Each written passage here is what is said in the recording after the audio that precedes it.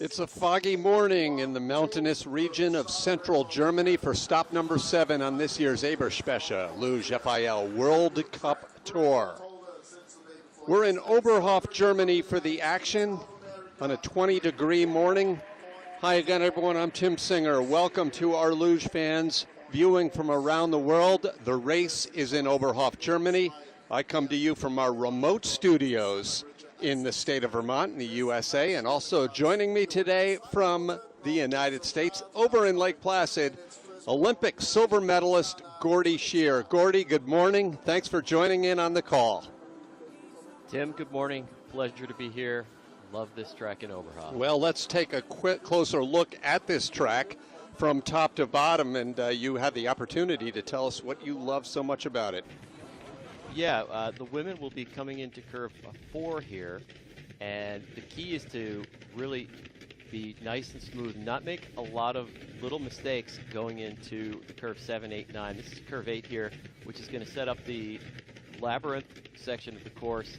You want to be early onto curve 11. This is a critical part of the track. You want to go early, which is the right side of the entrance of curve 12 here, and early into 12, long straightaway into the Kreisel, 270 degrees, and then up across the finish line into the outrun. And given the conditions and the fact that despite the cold weather, we're not having any snow right now, my sources over in Germany are telling me to expect a track record today. That would be a big surprise. We saw the record broken many times in yesterday's men's and doubles competition. 28 in today's field of competitors, including the North Americans, 3 from the USA, 1 from Canada, back for the 3rd time. They skipped the first half of the season. Meantime, the battle for the World Cup overall, with 3 races remaining, is between the Germans, more specifically Julia Tobitz and Natalie Geisenberger, who together have won a fair share of the races so far this year. So kick back, get ready for the action. It should be a lot of fun in Oberhof, Germany. And if you'd like to share in on our commentary, we welcome your insights, your comments, your questions, and even your criticisms. Social media, Twitter, @LugeAnnouncer. And you can also find us on email, luge.announcer@gmail.com. And Gordy, here we go with our first competitor, just 17 years old, from Kremenets, Ukraine. This is Yuliana Tonitska. Yeah, this is the first sled of the race, obviously, and this set it up so that you have a seated group and a non-seated group. This is the non-seated group. All these athletes have qualified to get into this race today during the Nations Cup qualifying race, which is held on Friday. It's a one-heat race. It's a very stressful race. But what's great is it's not a sure thing.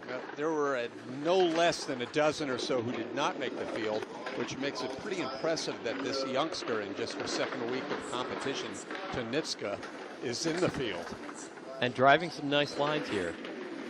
You know, the key is right here, curve 12. Want to get early, into a little bit late going into curve 12.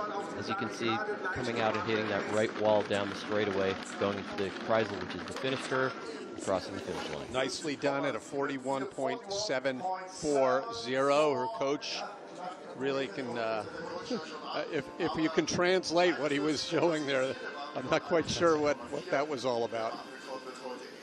I think that probably had to do with that direction coming out of curve 12. This is out of 13. Confident head position. I mean, it's up a bit, right? But not bad. No, very good, very good. And, you know, to your point, at such a young age, this is really quite impressive. So great to see Raluca Taramaru back in action. She's missed 4 weeks this season, all as a result of COVID exposure. She has not yet tested positive, fortunately, but she has been in contact with Romanian coaches and athletes who have, and each time she had to take 2 weeks off from tour to quarantine. Oh, it's tough. I mean, it's the nature of this season, certainly. And, you know, as you watched Raluca's paddles, she pulled off, and this is a kind of funky ramp. It's short. You have to kind of get into the sled quickly. And jump right into curve 4. The men, only 2 or 3 paddles each, and the women not much more, as opposed to when they compete at the World Championships in Tonitska in a couple of weeks. It could be up to 12 paddles. Yeah. A little bit late going into curve 13, which caused that right direction. 35-year-old Raluca Strama-Turaru across the finish line in 2nd place, which, if nothing else, tells you how good that run was by the young Ukrainian, because Raluca, a 7th place finisher at the Olympics, no slouch. Yeah, for sure. Again, looking at the exit at 13, this is definitely one of the trickier points in the track, and that's because of that 11, 12, 13 transition that's really not so easy to drive. Green light, always a good thing for the athletes, as Veronica Ravenna of Argentina is number 3 in the start order today. As I've mentioned each week, Veronica told me right before the season she had what she thought might be an ambitious goal, and that was to make the main field, the main draw every week out of Nations Cup. So far, so good. A decent start. You see the athletes are actually digging into the ice with their gloves that have spikes taped on, kind of like a prize fighter. You know, you got those spikes and they're just taped on. It seems like there might be better ways to attach them, but you always come back to tape and keep them as sharp as possible. Dig in, really get as much power and speed as you can. Athletes spending a lot of time. A little bit rough here in the labyrinth section, but back under control. And now we have the exit at 13, then a long straightaway to a finished Kreisel. What special challenges are presented by a Kreisel down here at the bottom? Well, any Kreisel, it's difficult to keep an even and straight line. You don't want to see wavering up and down. And there's lots of different pressure points. You can lose a ton of time in a Kreisel. 2nd week in a row, in fact, that the Kreisel, which is a German term meaning carousel, loop-to-loop, if you will. 2nd week in a row, it's at the finish of the course. And here we are in curve 7. And that's a great shot. And you could see on the entrance there was a little bit of spray coming off of her runners, and that's not a good sign. It means that ice is being cut, as we say, and causing that spray and losing time. One Ukrainian with the lead down at the bottom, a second getting ready to go at the top. This is Olena Stetsiv, 26 years old, also from Kremenets, which is the hotbed area where most of these Ukrainian lugers come from. So they've redesigned this track. That's one reason why we're seeing so many track records this weekend, of course, but it was a renovation. It's an ongoing renovation in preparation for the World Championship in 2023. And it's Dan Joy, a former American competitor, said it's far from being the fastest track in the world, but sometimes it feels as if it is. Is that a good description? Yeah, that's a great point. And it's because of the layout, you're always turning. These transitions are relatively tight. You're always doing something on the sled. It's definitely, you're busy on this track. They've done a great job keeping the track up all weekend long, and some of the fastest times in each of yesterday's races were late in the heats, which you would expect from the good athletes, but it's not always a guarantee. That is true. That is definitely true. And that, I just wanted to comment, that was a beautiful exit of curve 13. We've seen all of the sleds till now have some issues, but a beautiful exit of 13. You just want to comment. You're always welcome to comment. Definitely interrupt me anytime you see a good line, because that's more important. Well, it's a 4th place run as Tonitska continues to lead in the early going.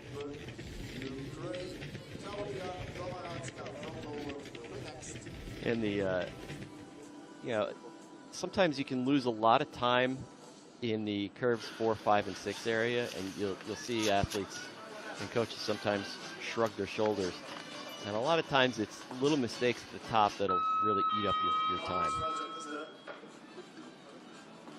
Now we're ready for 20-year-old Claudia Domitrz of Poland. And believe it or not, the last run she took in competition, other than the Nations Cup, here in Oberhof was last month, and it was a podium-winning run, as Poland took bronze medal in the team relay on that Sunday of the weekend in Oberhof. Obviously, very exciting for our sport. It's nice to see some of the smaller nations getting on the podium. A good start. I think she played a big part in that that success. She is another one of these young athletes that has managed to qualify for, I believe, every World Cup race this year, the Nations Cup. Maybe not the opener in Innsbruck, although Poland, I don't believe, came to Innsbruck. So it's been good, and she's in the green. Yeah, that was real nice. A little slight issue halfway down the straightaway going into the finish curve, the Kreisel. Just that little bump of the right wall. You want to be close to that right wall, but not too close. And that little issue may have cost her first place in the early sliding here, as she's just about 0.02 of a second out of the lead. Effective paddles. I was talking about the spikes. You can see her generating speed with each and then settling into the sled, which is not so easy when curve 4 is staring you in the face. Nice position. You want to see the athletes laying flat. Here's that little bump. Oh.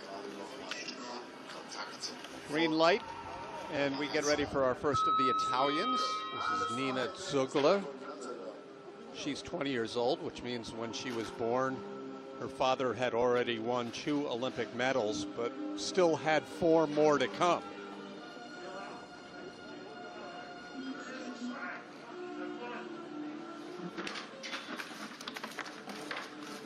Four pretty competent paddles. The Italians have been great at the start all season long. Yeah, they've gotten some really good technical assistance, brought in some great start coaches to really pick their start apart, and that's starting to bear fruit now as she works curve 8. This Upper is Labyrinth. Went from green to red after that fast start. A little sloppy, right?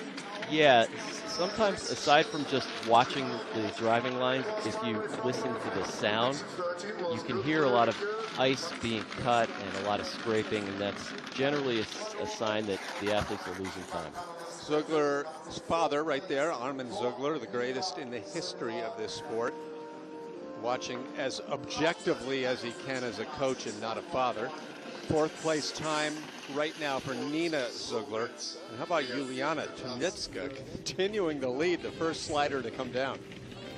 Very impressive. Little sloppy, not seeing even lines through the labyrinth corners. And those are always points where you're losing time. You know, the margins are so tight in this sport. Red light. So we will talk a little bit in a moment about what that exactly means as Eileen Frisch throws down the shield, about to grab the handles here at the start in Oberhof, representing the Republic of Korea, although of course Eileen spent a lot of her childhood right here on this track in Oberhof. So when you get that red light, what do you face at the bottom? You're facing technical scrutineers going through your sled, weighing, looking at all of the various components, making sure that you're within all of the various rules that govern this sport. Very few, fortunately, very few DQs this year. There were a couple of Austrians with heated runners. I think one other athlete may have been overweight a couple of weeks ago. But on balance, less than 5 all season in all 3 disciplines.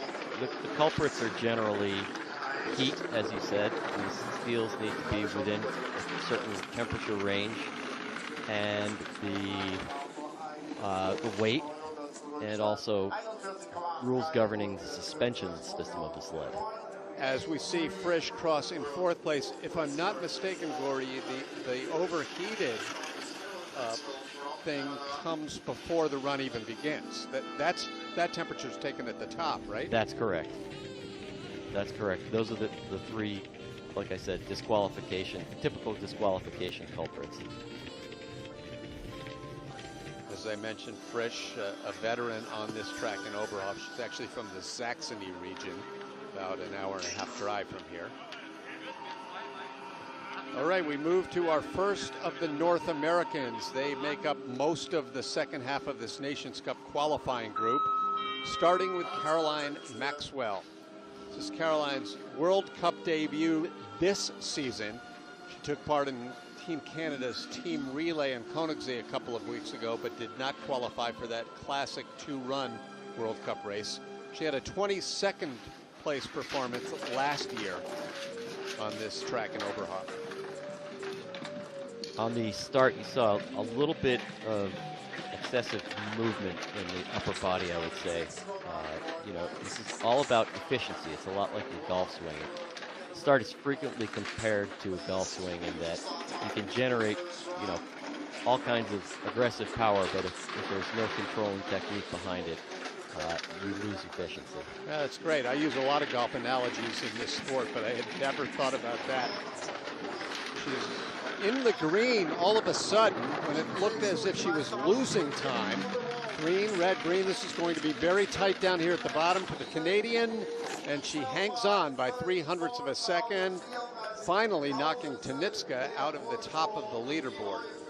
So I'm not surprised. Yeah, I'm not surprised to see her move into the green with that run. It was smooth. The lines were nice and crisp, precise. I liked that run.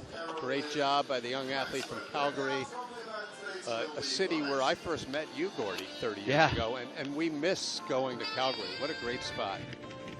Oh, great spot, a great track, and it is a shame that we lost that on our circuit. Hopefully there's a way to get it back.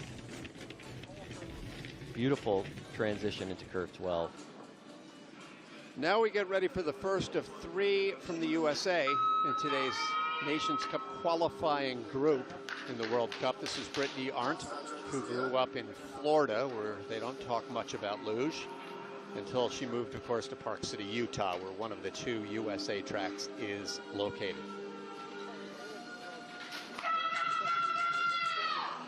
Brittany, if she has any weaknesses for a young slider, it's probably her start at this point, but she's working at it constantly here in Lake Placid, where USA Luge has an indoor start training facility.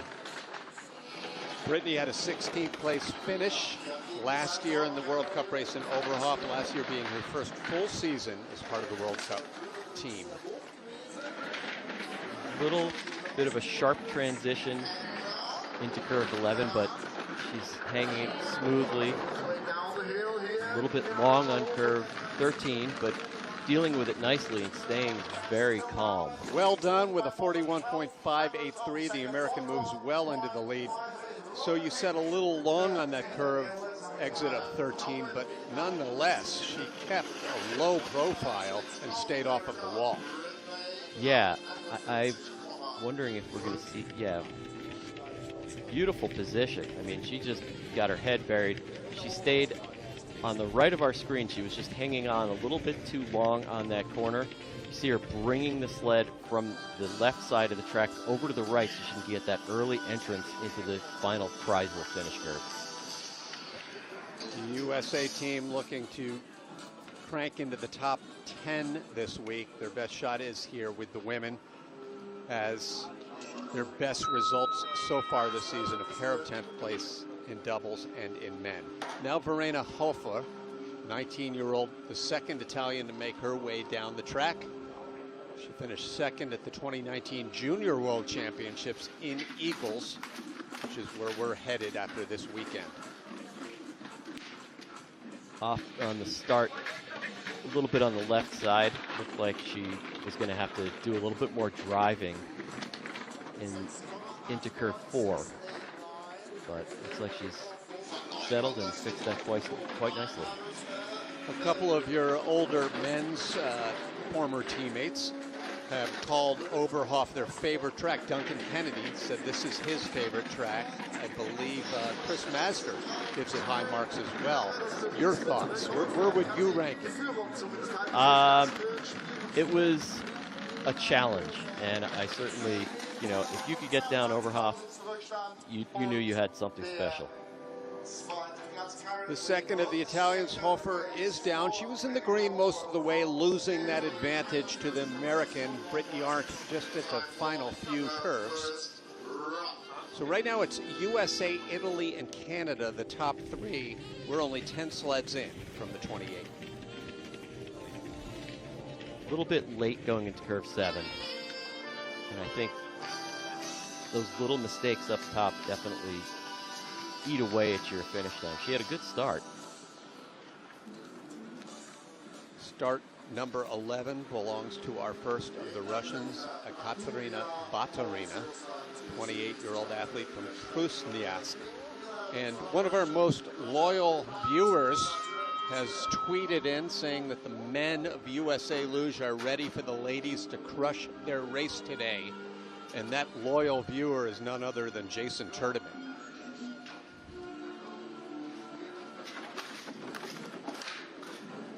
Nice looking start. Yeah, 4 hard paddles. Ooh, yeah. Okay, that's a great start time, a 6.863. Still Absolutely. 500ths off the record, but that record may fall a little later on. I would be surprised if it didn't, especially given these ice conditions. Working a nice upper labyrinth here. Very early at 12, but staying cool, dealing with this nicely. A little bit of directions to the right out of curve 13. Even line through the Kreisel. There's a track record. We couldn't have timed our comments any better. 41.330, a quarter of a second up on everyone else. This will be fun to watch now as we count them down with the top Nations Cup finishers before even getting to the seeded group. Yeah, that was definitely a strong run. I'm wondering if this track's got at least 2 more tenths of a second in it. I would not be surprised. It's been a rare day that Baturina's been within 2 tenths of the leaders this season. Yeah, I think we'll probably go into the 40-second range. That is the imagery, the visualization of the track. No one knows this track as well as that woman, Yulia Tobits, who will be one of the last to go. But now we have our first of the Latvians, Ula Zerna. Bit of a down year for Ula, who has had 1 top 10 only, and that was last week on her home track in Sigulda. Her paddles were a little bit, her elbows were out a little bit wider than they should have been, and when she settled down into her sled, you kind of see like she just didn't seem comfortable getting into her sled. Start time kind of reflected that.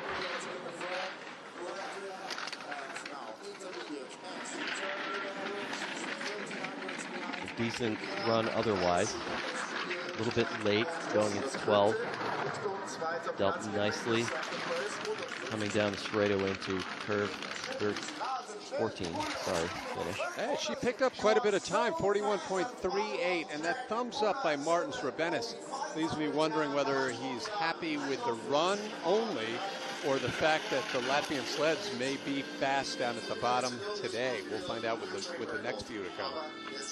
Yeah, Martins is certainly a master when it comes to tuning the sleds. Here's what I was talking about. Her elbows are a little bit too far out, and then she looks down to her right. And I like her line better than Hofer's into curve 7. Ula looking pretty happy with that run down at the finish area in Oberhof. That's Coach Renny Friedel of the powerful Austrian program, enjoying another terrific year with podiums in all 3 disciplines so far this season. And his young pupil is Hanna Prock. And while Renny Friedel is the head coach of the team, Hanna's father, Markus Prock, is the sport director of this Austrian program. 20-year-old now on course. The start time doesn't reflect the nice technique that we saw with Hannah on the start. I really like the way the start looks. I think she just needs to develop a little bit of strength to go along with that technique. Certainly one of the smallest athletes on the entire circuit. A little bit of an even line through curve 11, what we call a loop. Great exit, though. Beautiful exit of 13. Beautiful exit of 13. Prock to the finish in the second place, really tight. Less than 200ths out of the lead. It's Russia, Austria, Latvia, USA, and Italy. The top five. We're still pretty early in this competition, run number one, as we still have our two top finishers in the Nations Cup to come. Little rough transition, just a bit, but overall it was a nice run. You know, and this is a short course, so Tim, you're going to see a lot of really tight racing.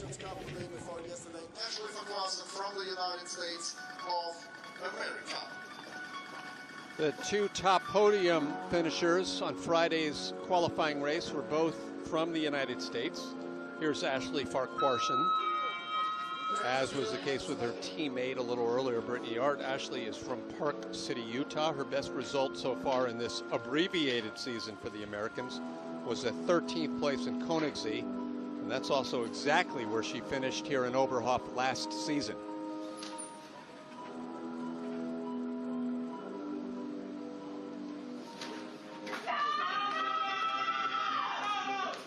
A little encouragement from Summer Britcher. That's right.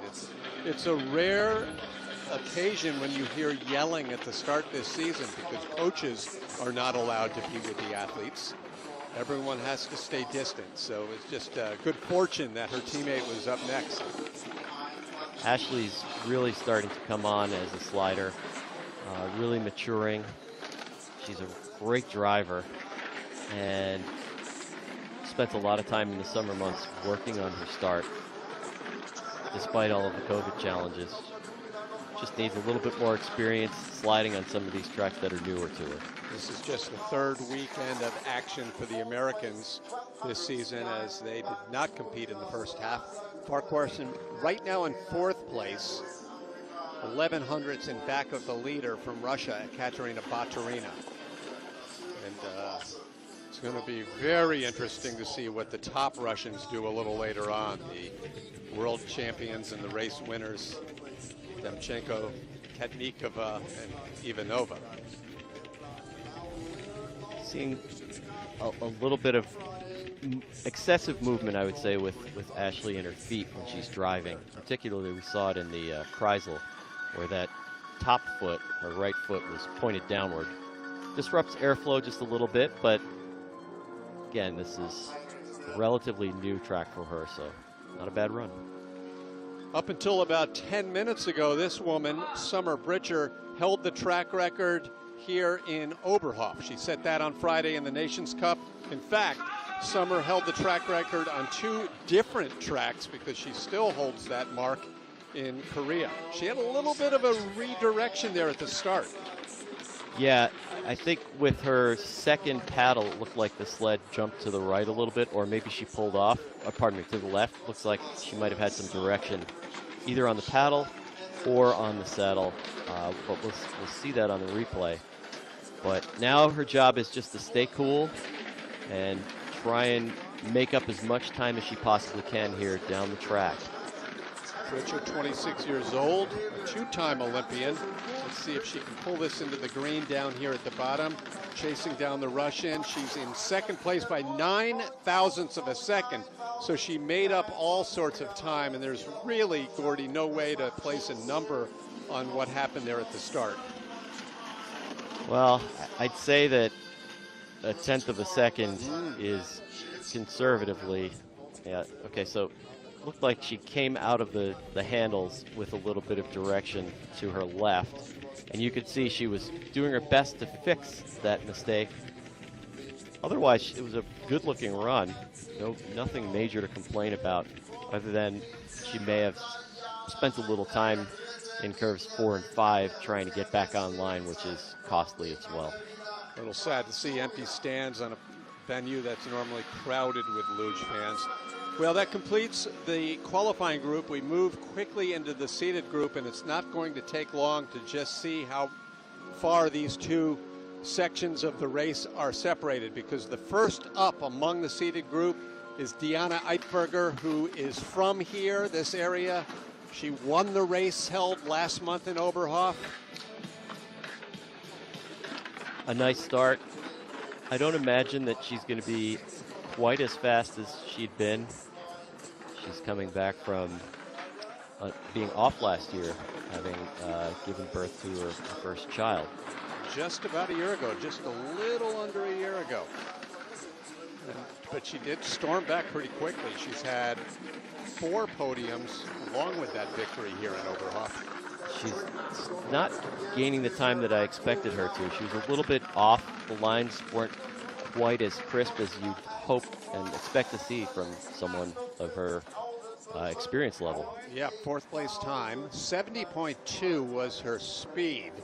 The fastest speed so far, actually, and we referred to this, Gordy, Ula Zerna of Latvia had a 71.4 miles per hour. And we had remarked how quickly she had picked up time down at the bottom. Yeah, not surprising.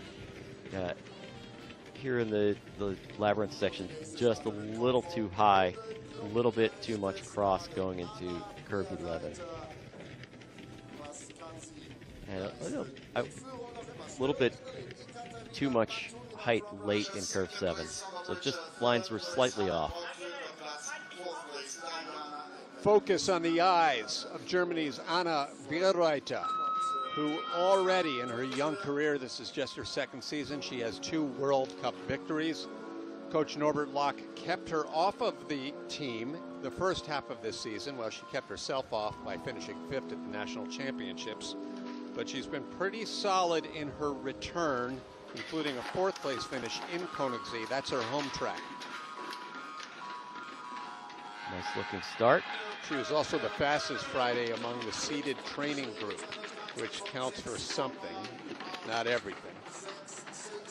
Not everything, but it warrants a second look, and for sure. And quickly going into the green right now warrants a 3rd look. Nice cross from 10 into 11. Curve 12 is looking good, maybe a little on the flat side, but not. Oh, beautiful. Yeah. Oh. Speed, not the fastest, but among the fastest. She's been in the green the entire way, and she finishes in the green, finding all sorts of extra advantage down at the bottom. That's her coach, Norbert Locke, who always tends to favor his Bavarian athletes just a little more than the rest of Germany. So he's pleased down at the bottom. Here exiting 13, she has to do some corrective drives. See, she pulls it off of the wall and then has to drive it back over. And what she's doing is just adding a couple of little feet, meters, whatever you want to call, and adding time by making those additional drives. I would not be surprised to see Vilarruela stay in the lead for quite a bit of time now. Geisenberger is start number 23, Julia Tobitz 28. Her closest challengers, you would think. But we'll see what some of the other athletes have to say about that, including Lisa Schulte, who is headed home to Austria next week on a track where she's had her best career results, 6th place finishes twice. She had to settle quickly there into her sled. It's not so easy to, get as many paddles as you can in and then quickly, what we call settle, jump back into that racing position with curve 4 looking you right in the face. Yeah, a lot of people don't realize not only are there not grooves on the ice like a bobsled would have, but the runners on a luge are rounded somewhat, right? You want to have enough of a grip. It's sort of a balancing act. You want to have enough bite in your runners so that you can drive the sled, but if you have too much control, you're actually losing time by just digging them into the ice and creating extra friction. In 8th place time, as you see, between the two Americans, Farquharson and Arndt, for the time being. We're just over halfway through this group, and it's Britcher of Germany leading over Baturina of Russia and Britcher of the United States. Bees are wild, the killer bees. Oh, that's for sure. And talking a little bit more about that setup, that's the setup in general, the geometry, the parallel of the runners, how much bow shape you put into those steel runners, the composition of the steel runners, those are all critical elements in making a sled go fast.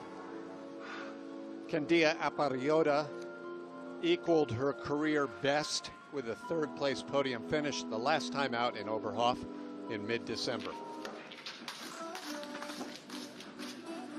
It was clean, but it looked like she took her time getting off of those handles. Yeah, smoothness is important, but a good start time. Yeah. So not too bad. Yeah, I mean, it either proves that the eyes can be deceiving, or what the heck do I know? I like this run so far. I like how quiet the sled is too, and that's definitely to the credit of the Latvian team setting up these sleds so nicely. Wow, this has been a good run.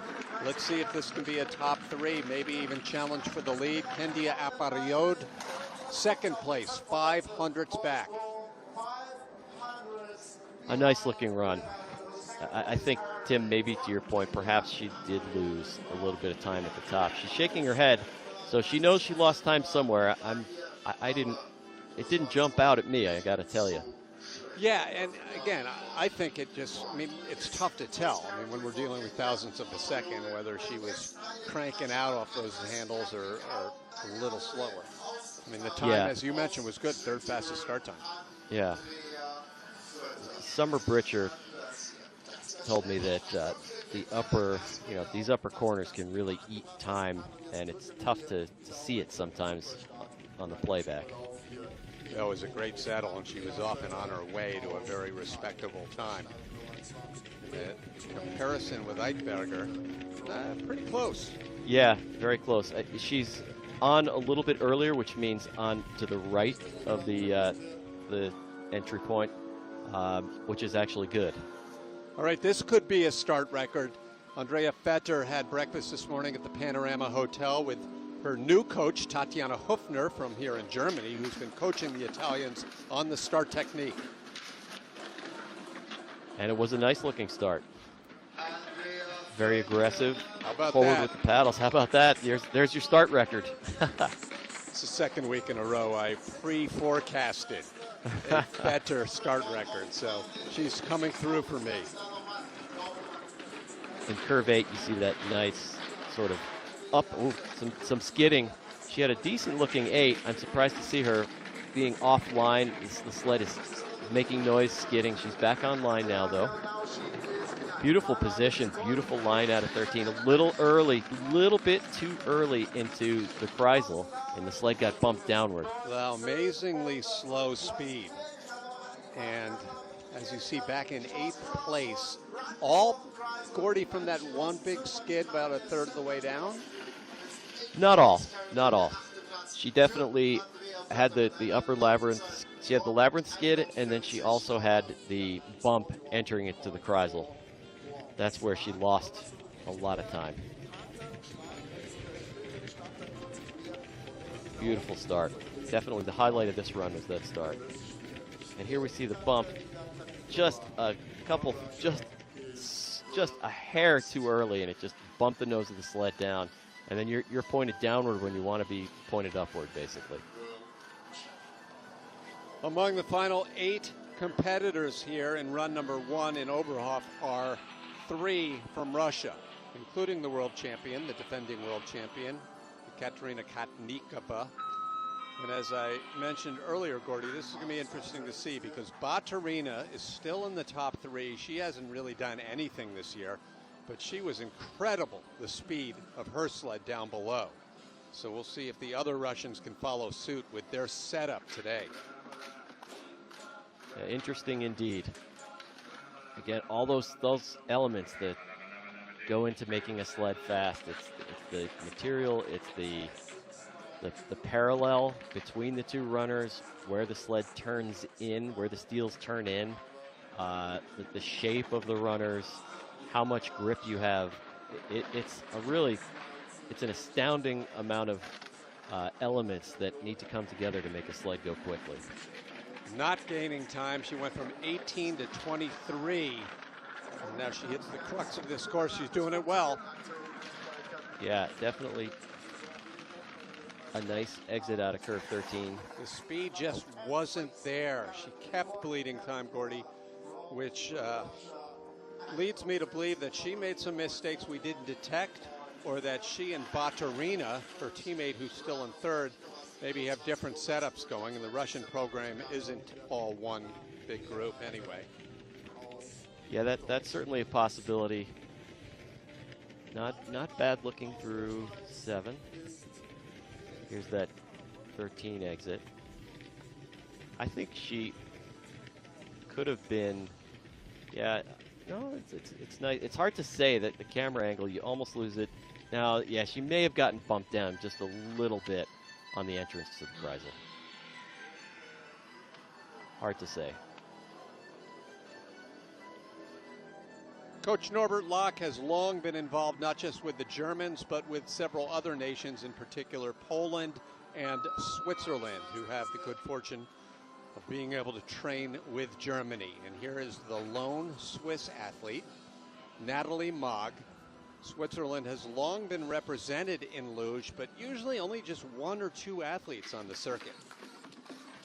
Yeah, the track in St. Moritz is probably more celebrated for its bobsleds and skeleton than it is for luge.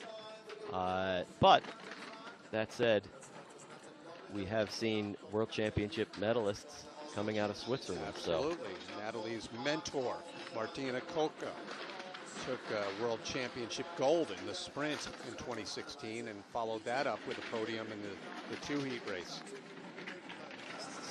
Some rough lines going through the labyrinth, through the 9-10 area. Natalie crosses, and another disappointing run. Gordy, I'm not even going to suggest that the track is slowing down, because there's just been no evidence of that this weekend. And but we did say that when Anna Bierreiter came down and took the lead, that it might be a while before she gives that up. So, but 11th is a little surprising. Yeah, I don't know that it's track conditions. I mean, you're still seeing some sheen coming off the ice, which means that there's not a ton of frost building up. The humidity level is relatively high. Here you can, if you look at the replay here, we're definitely seeing some sheen in the ice. I don't know that frost is starting to form just yet.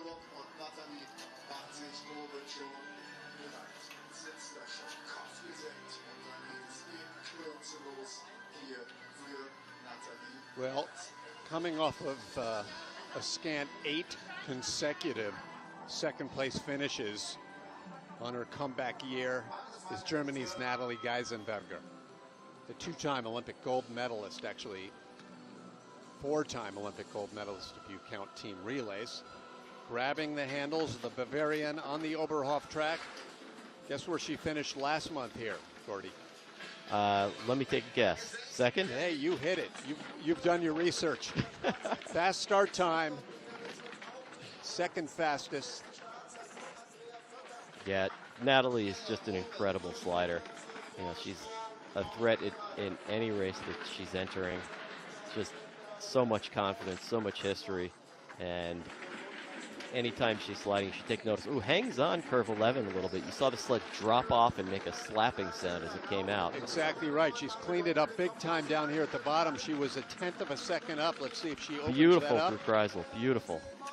Yeah, she stayed steady down at the bottom. Didn't pick up any more time, but didn't lose any more time after that small skid.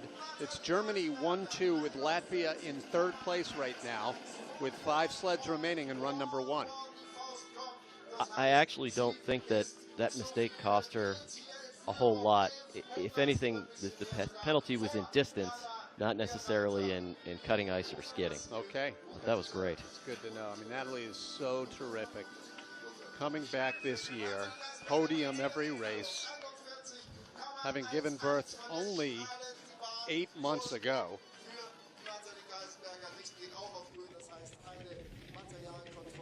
Okay, this is into curves 8 and 9.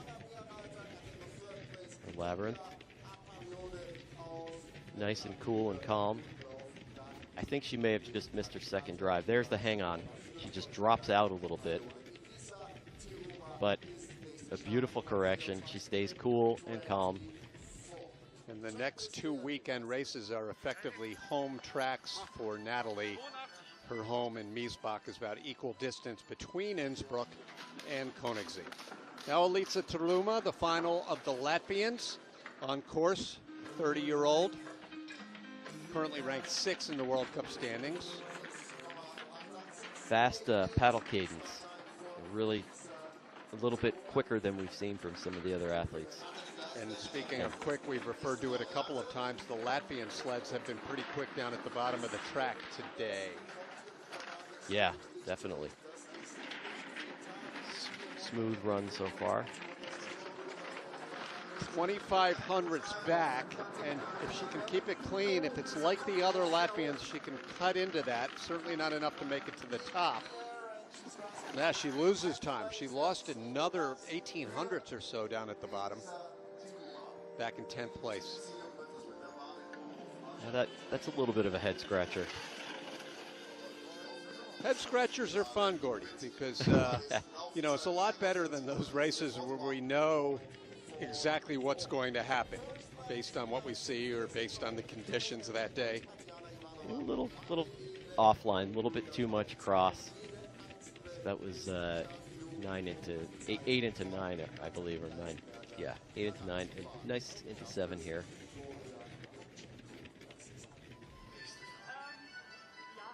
Okay, we have 4 sleds remaining, 4 athletes, 2 from Russia, 1 from Austria, and a final German still to come as Germany hangs on to the top 2 spots.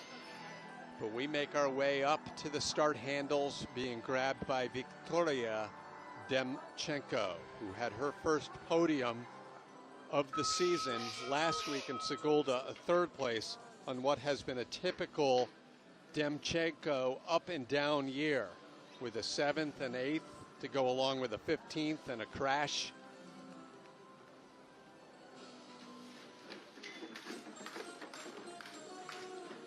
Great shot of the spikes on her gloves.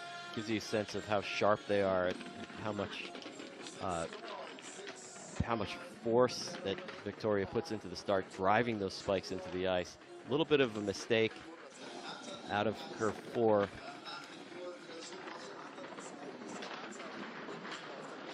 Demchenko, one of 3 second-generation athletes in today's races, whose fathers combined for 22 World Cup overall season titles. It's amazing seeing all of these familiar names all these years later. It's great. Among the best speed of the day, Beautiful. A 4th place time of 41.289. Let's check out that speed. It is the fastest time. Yeah. Second fastest behind Ula Zerna of Latvia. Sorry, Tim. Her lower section of the course was spot on, really beautiful. I think had she not made that mistake at the top and been a little bit smoother, she definitely would be further up in the rankings here. A little bit uneven. It looked like she climbed for a second and then dropped down and then leveled off in 7th. One more Russian still to come. Waiting at the top is Tatiana Ivanova, who is second only to the great Natalie Geisenberger in career victories among active athletes in women's luge, and second only to another German, Julia Tobitz, in victories this season. Ivanova's captured 2 races, including last week in Latvia.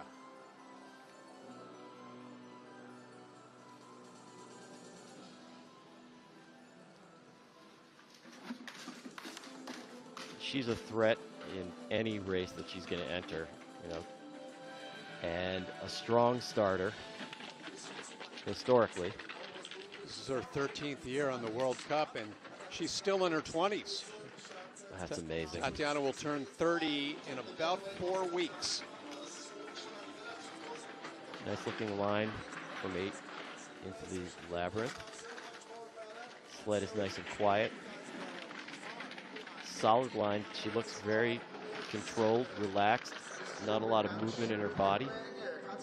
Air flowing nicely over her. The speed is unbelievable. 115.6, 71.8. Fastest speed. She picked up a lot of time down at the bottom. Puts herself in between the two Germans into second place with 2 to come here in Oberhof. And surprisingly, if she had had a faster start, she would be right up there in the mix for the lead of this race. Just not her normally hugely explosive and powerful start. Right. It was the third fastest start time. Yeah. It was the third, but, you know, I think, what, 400ths off the fastest? Yeah, 700ths. 700ths. Yeah, that's significant. Start, yeah. That is significant. Nice line through the finish. Yeah, I'm going to need to talk to my spies in between runs to actually find out whether different Russian athletes are doing different setups. Okay, here's Madeleine Egla, the Austrian, having a terrific season. 4th place in the World Cup standings. She's been in the top 6 in all but 2 races, including her first career podium 2 weeks ago in Bavaria. The Austrians have been just unbelievable across the board this year. They're really stepping it up. You know, I was going to call for that start record again, and I was politely letting you finish, so I didn't get it in there in time. We'll see if she can maintain that speed. She's already back into the red by 100th of a second. Madeleine finished 4th in the race last month in Oberhof. This is actually a redirected race. This was scheduled for Lake Placid. And that's why we're in Oberhof for a second consecutive weekend, or a second weekend this season. A nice run. Nicely done. Madeleine Egla has proven week in and week out that she is not just a flash, but she'll be in the discussion every race. Yeah, that's incredible. She's a great start, obviously, start record. Followed it up with a strong run, and the Austrians, as I said, are really just firing on all cylinders at this point. Their sleds are just running like crazy. Nicely done. Well, as we wind down this women's run number 1, we have a news flash just coming to me from Munich. Text message from Emily Sweeney saying she just landed. So Emily will be rejoining these ladies next week for the World Cup in Innsbruck, Austria. That's great news as we get ready for our final athlete to come, Julia Tobitz, the winningest luger in women's circuit this year with 5 victories. But despite that, she had a 10th place finish here on her home track last month. And because of that, she's in second place, trailing Geisenberger in the standings. I'm sure she's feeling like she's got something to prove here today. What is that, the Mission Impossible theme playing in the background? So Hawaii 5-0. Hawaii 5-0, yeah. If it were Mission Impossible, they'd be suggesting she has no chance to catch Geisenberger. Let's see what happens with that margin. Few hundredths of a second behind Geisenberger at the start. Yeah, Julia has the potential to pick up that 10th down here at the bottom. A nice exit. The speed nowhere near those of the fastest, however. No, I don't. Yeah, that 10th margin has stayed. Well, it's very tight right now. We'll get to the standings in a moment, but only 4 thousandths of a second separate 3rd and 4th position as they battle for the podium. Less than 2 tenths separate first from seventh. So this is going to be a good second run, Gordy. Yeah, that is racing in Oberhof, a relatively short course. No margin for error. You get punished pretty severely for even the smallest mistake, particularly on this short course. As I always say, one thing's a guarantee in the sport of women's luge, and that's a smile from Yulia at the finish. Great start technique. That last paddle was maybe not quite as effective. You can see her really trying to steer the sled. At slow speed, these sleds don't like to steer. Once you get going, at speed, they're very maneuverable, but slow speed, particularly those start corners, you really have to kind of horse them around. Nice position on the sled, beautifully aerodynamic. May as well give the sponsor some love if you have the opportunity. That's what Gordy always tells his athletes. Natalie leading the way over Madeline and Tatiana as we count them down from 1 to 24. Once again, no crashes, which is great news. Summer Britcher, if she can hang on to that spot or move up, will give the Americans their best finish of this abbreviated season. And a look at all of the finishers. And Gordy, as I mentioned, through yesterday's action and today, despite a challenging course, we've had some crashes, but everyone's had a finish time.